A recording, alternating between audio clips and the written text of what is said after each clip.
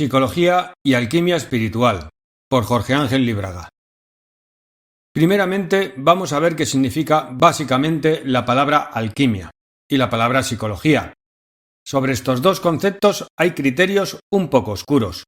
Algunos dicen que la alquimia es la madre loca de una hija cuerda, que sería la química. Es decir, que la química habría nacido a partir de la alquimia. Este es un sentido un poco materialista de la concepción de la alquimia, pues ya solo fijándonos en la etimología de esta palabra, vemos que tiene raíces muy antiguas. Probablemente se refiere a Kem o Kemu, que era el nombre de Egipto, pues el término Egipto es griego. El nombre original de Egipto era Khm o Kem o Kemu, que en el antiguo idioma egipcio significa algo que ha sido calentado o quemado por el fuego, y algo que es de color negro. Esto ha sido interpretado de manera concreta en relación con el clima de Egipto y el barro del Nilo, pero es evidente que puede tener raíces mucho más misteriosas, profundas y sagradas.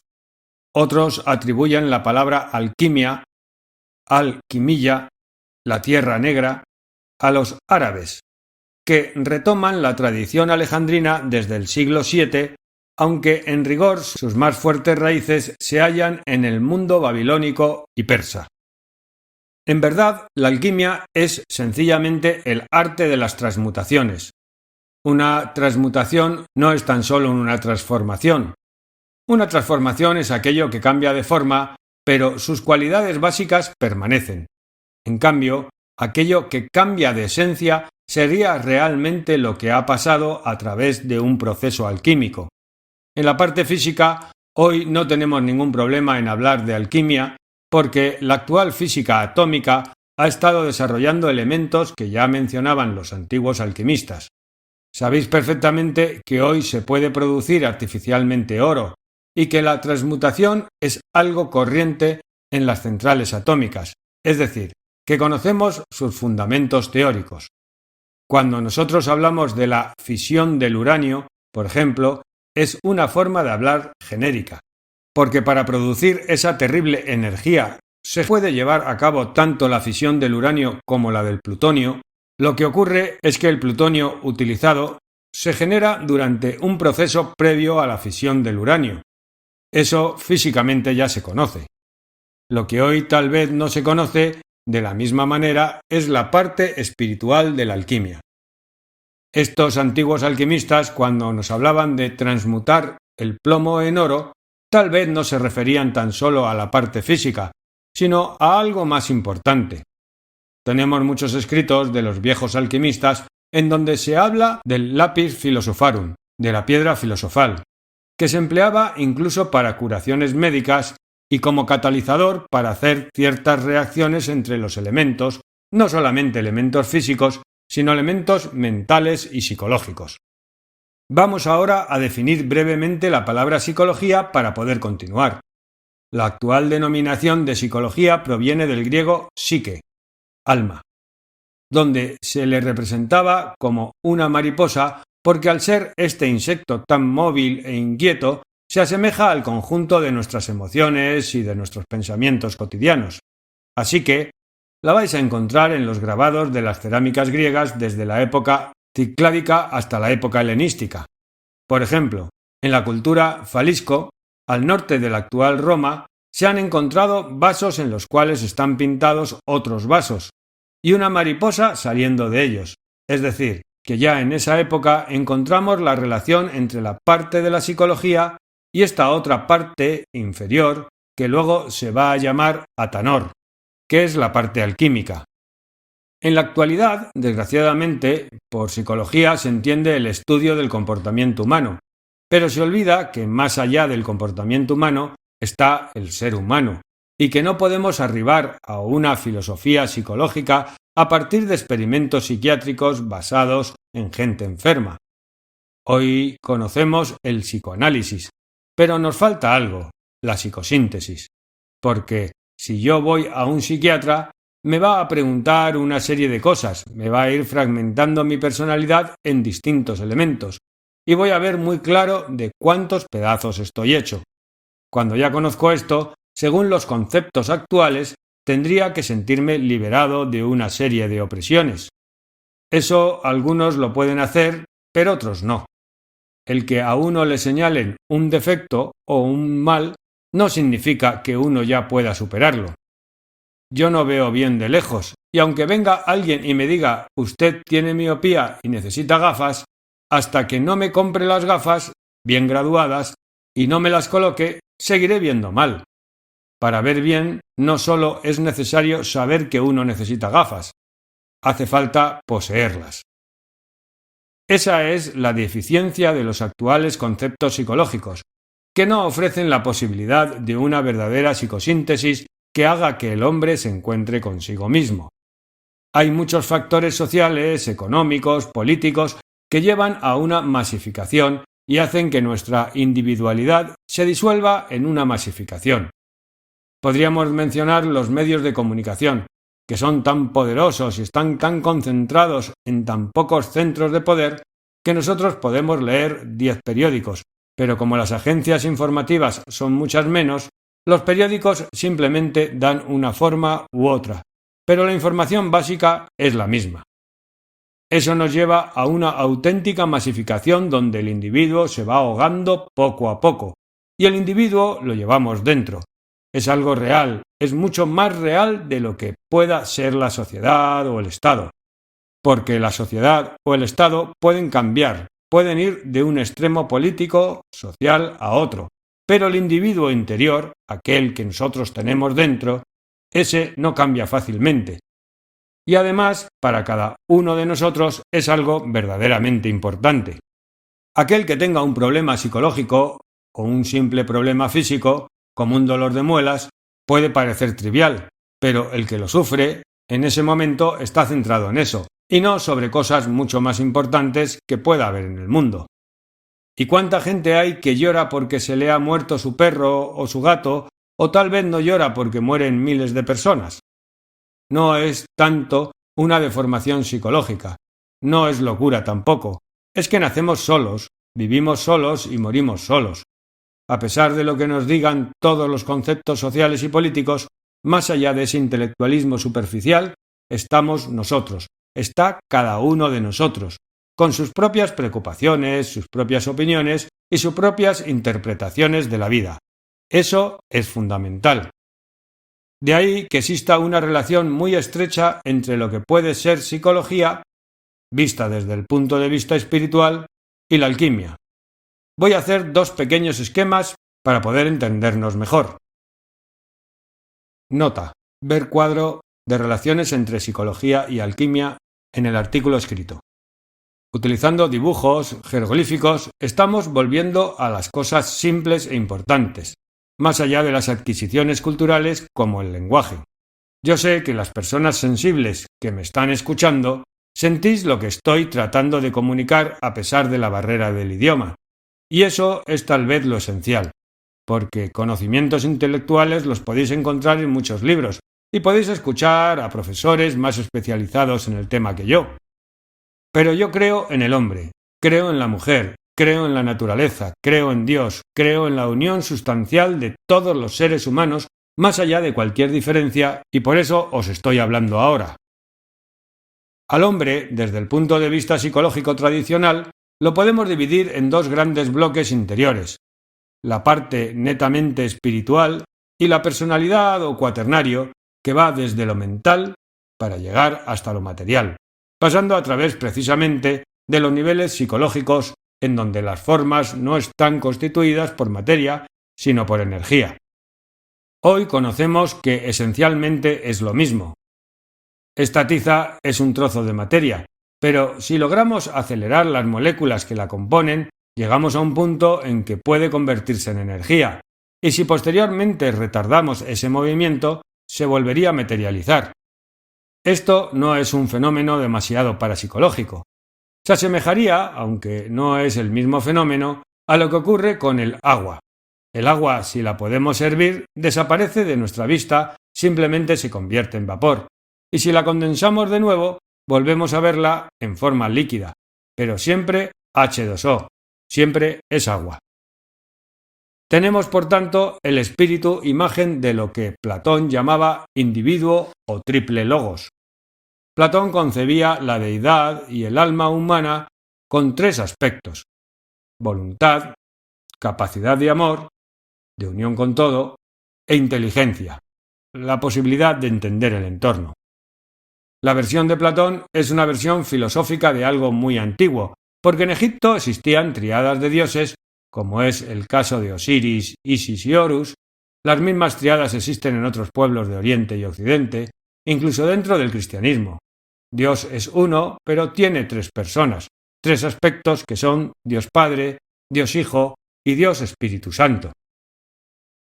Esto es algo que viene desde el fondo del tiempo, y antes de rechazarlo tendríamos que meditarlo mucho, porque tal vez sea cierto. Como filósofos nunca podemos decir esto es cierto o esto no es cierto, porque sabéis que la filosofía es una búsqueda, un amor por la sabiduría, y nos enseña que todos los valores son relativos, que en la manifestación no puede haber valores absolutos, puesto que no puede haber dos absolutos, tan solo puede haber uno.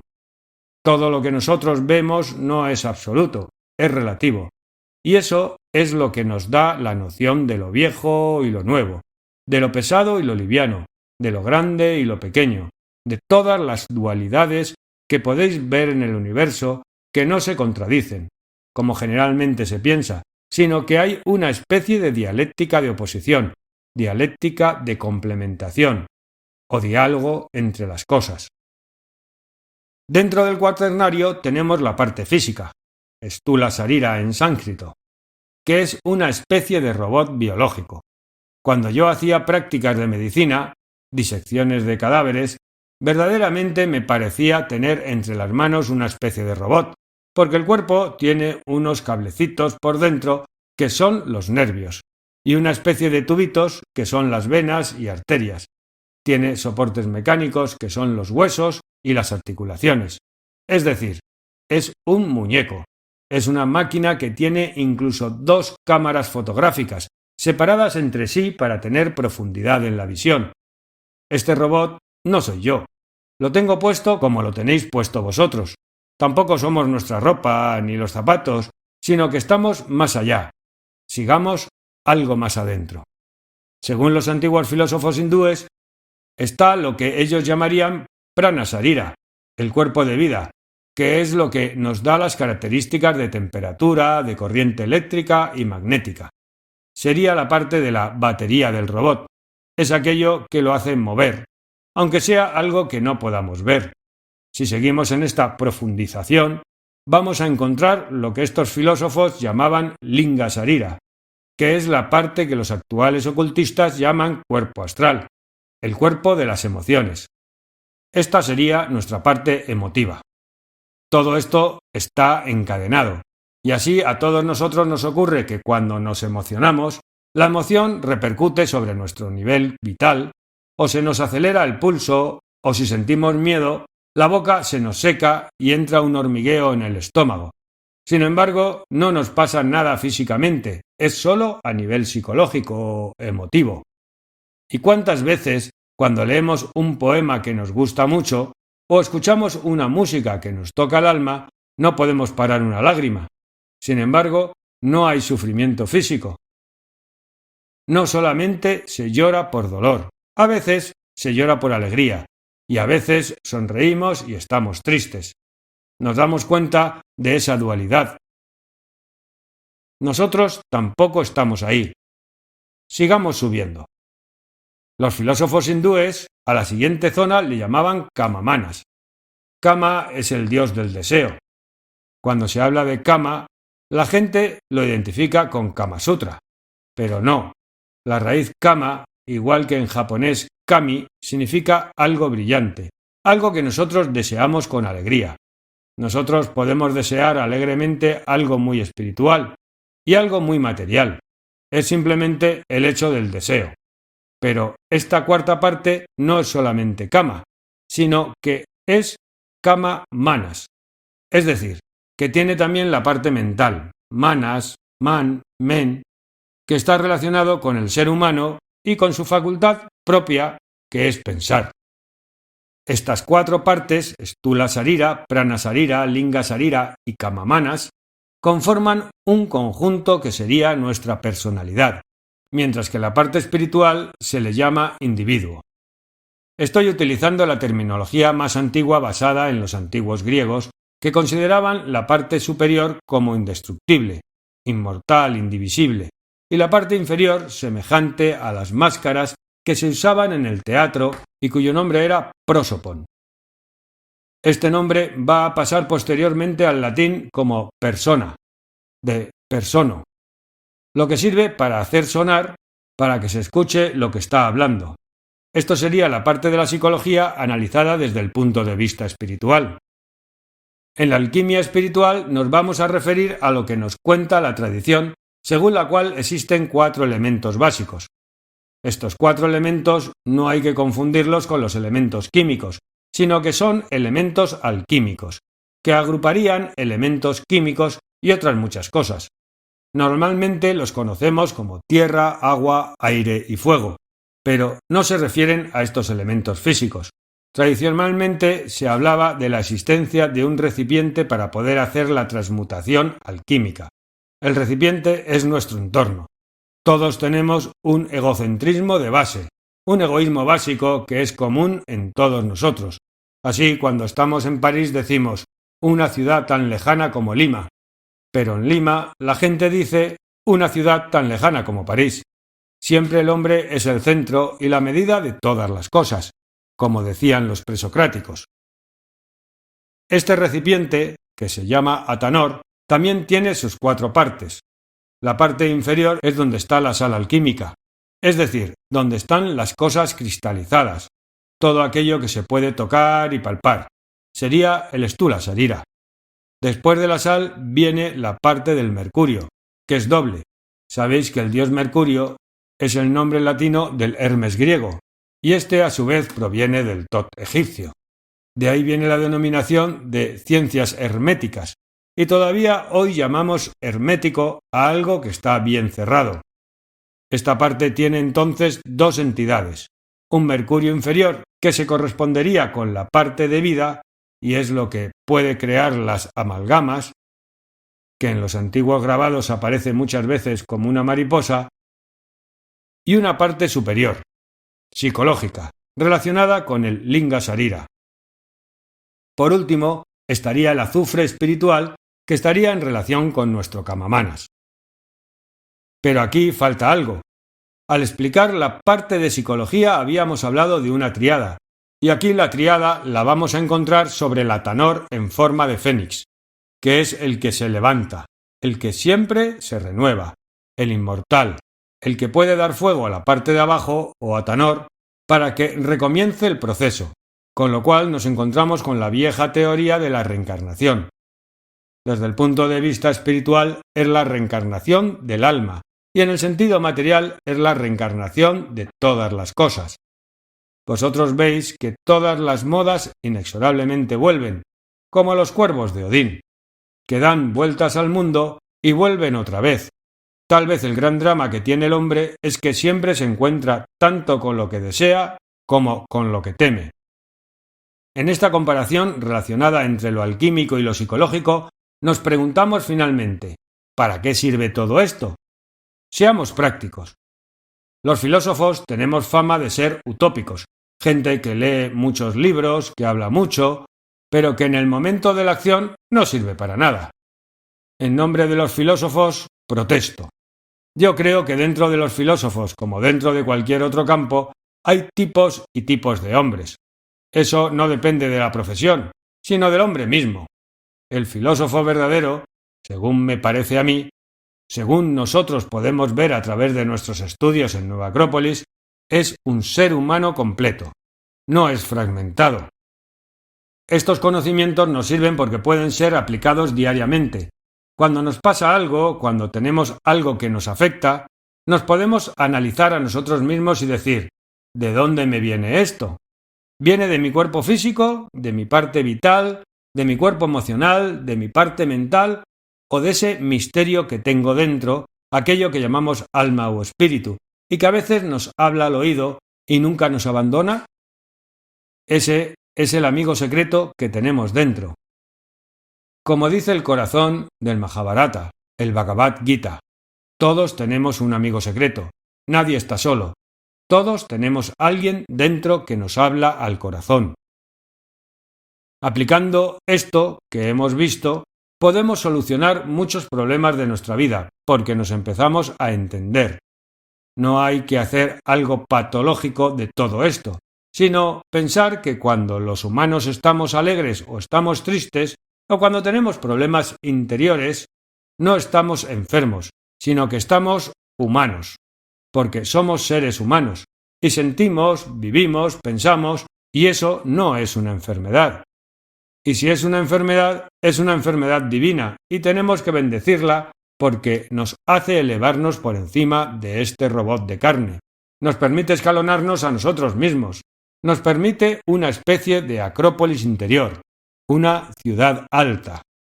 Si buscamos dentro de nosotros mismos, podemos llegar a encontrar la escalinata que lleva a esa ciudad alta.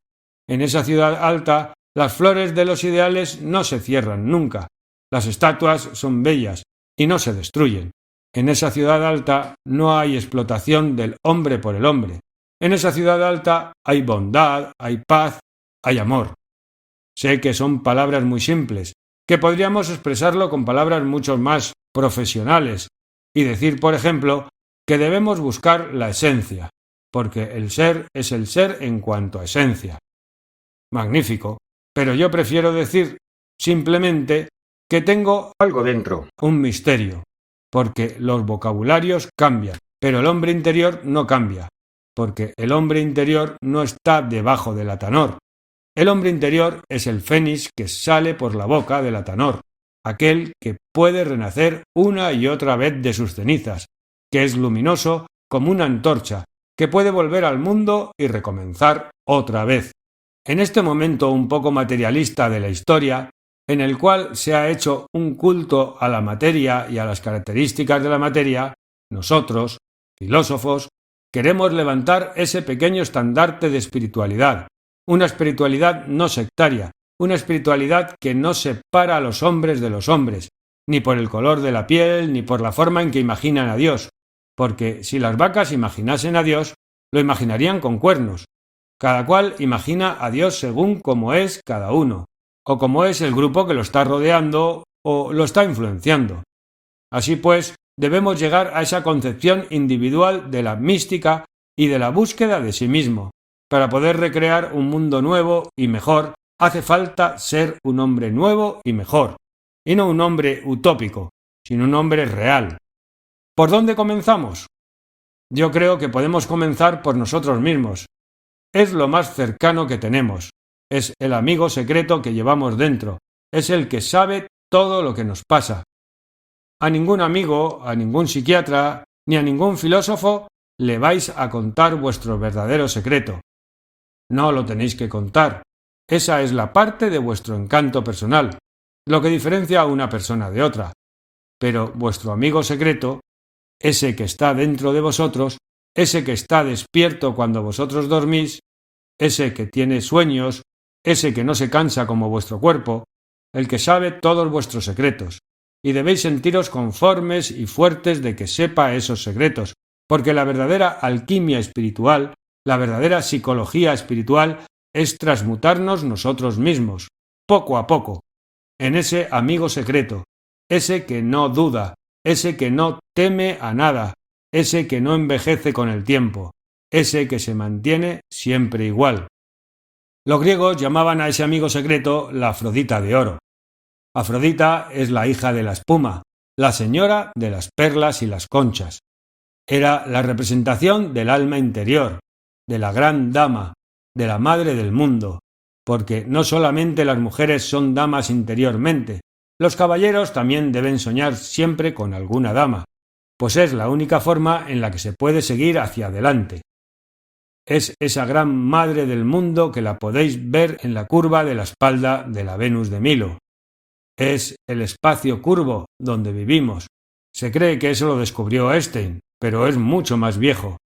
Lo podéis encontrar en la primera parte de las leyes de Manú, el Hiranya Garbha, bajo la forma del gran huevo dorado que puso el ave espiritual, el Kalahamsa, el equivalente hindú al fénix que acabamos de mencionar. Es mi esperanza que estas pocas palabras que hemos dicho hayan servido no para enseñar, sino para que cada cual redescubra dentro de sí este fenómeno espiritual. Los antiguos parisinos del siglo pasado llamaban a París la nueva Atenas, la ciudad luz, y en esta luz y en esta nueva Atenas yo quiero que os encontréis a vosotros mismos y que penséis que podéis tener la oportunidad de hacer una real alquimia espiritual. Espero haber sido algo útil con mis palabras, porque vale la pena un pequeño escalón que nos permita levantarnos un poco, que una gran muralla que la admiremos pero que no la podamos atravesar. Seamos escaleras para nuestros propios sueños, para nuestros propios ideales. Seamos buenos, seamos justos, lleguemos hasta nuestro amigo secreto. Pregunta: ¿qué entiende usted cuando dice «yo creo en Dios»? Cuando digo que creo en Dios, digo que creo en la causa de todo lo manifestado. Cada cual puede llamar a Dios como quiera, pero es indudable que cuando se hace una casa, primero se hace un plano, y ese plano lo pensó alguien. Yo le llamo Dios a aquel que pensó el universo, aquel que nos pensó a nosotros, que está dentro y fuera de nosotros. Cuando yo digo que creo en Dios, estoy hablando de manera incorrecta, porque en verdad no es que crea en Dios como una fe. Para mí Dios es una evidencia que está en todas las cosas. Nadie cree en sus manos. Las manos son una evidencia para nosotros. Para mí, Dios es la primera evidencia. Y me expreso dificultosamente al decir que creo en Dios. Es muy difícil hablar de las cosas metafísicas. Si yo le pregunto a alguien qué es una silla, la gente puede contestarme fácilmente. Pero si yo os pregunto qué es el bien, qué es el mal, qué es la vida y qué es la muerte, ahí ya no existe vocabulario, porque son cosas muy profundas. Y nos hemos acostumbrado a hablar en una lengua juglar, una lengua externa. Tanto es así que en las antiguas lenguas estas cosas metafísicas se pueden expresar mejor.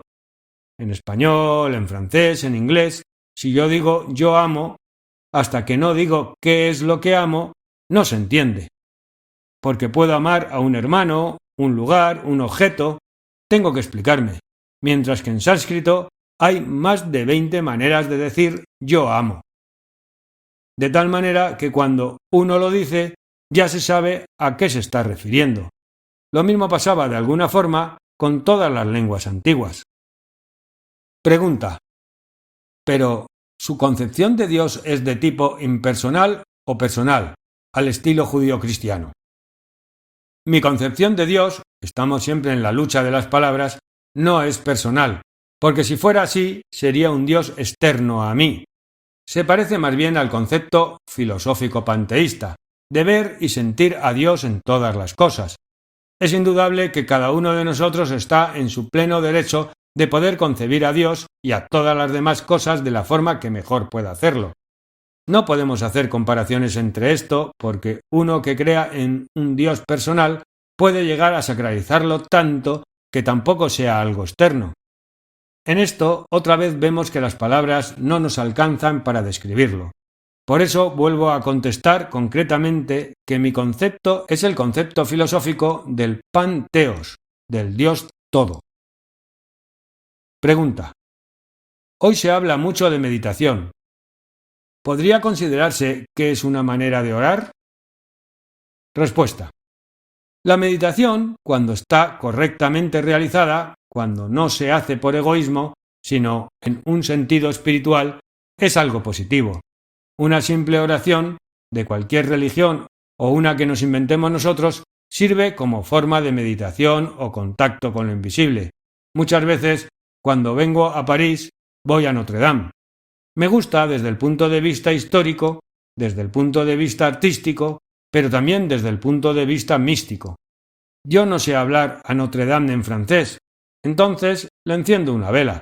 Yo sé que Notre Dame entiende la vela que le estoy poniendo. Pregunta: ¿cuáles son los medios de esta alquimia de la persona que ha mencionado? Respuesta. Lo primero es conocer los elementos de que estamos constituidos. Luego, empezar a dominar esos elementos.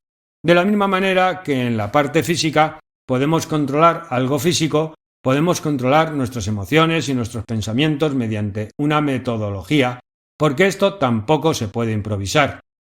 Nuestro método está basado en métodos tradicionales extraídos de todas las formas culturales, especialmente de la forma clásica antigua. No porque tengamos una especie de manía hacia lo antiguo, hacia la tradición, sino porque pensamos que son aguas menos contaminadas.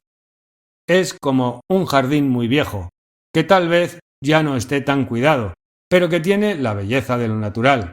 De ahí tratamos de extraer esa especie de ecología espiritual que nos permita beber de estas fuentes primeras. Pregunta: ¿por qué hace usted tanto hincapié en la tradición? ¿Es realmente necesaria? Respuesta. Supongo que somos como un árbol. Un árbol no solamente tiene tronco, ramas y hojas, también tiene raíces. Un árbol sin raíces es un árbol muerto. Es un árbol que cae con el primer viento. Por eso es por lo que hundimos nuestras raíces en el pasado, en la tradición, para poder hacer un núcleo fuerte, vivo. De ahí que yo creo que, para conseguir una evolución individual y colectiva, es necesario penetrar en nuestro propio pasado. Los japoneses tienen en esto un símbolo muy bueno. Es el símbolo del arco. Para poder arrojar una flecha hacia adelante, hacia el futuro, hace falta hacerla retroceder en el arco, y entonces se suelta. Vamos al pasado para poder ir hacia el futuro.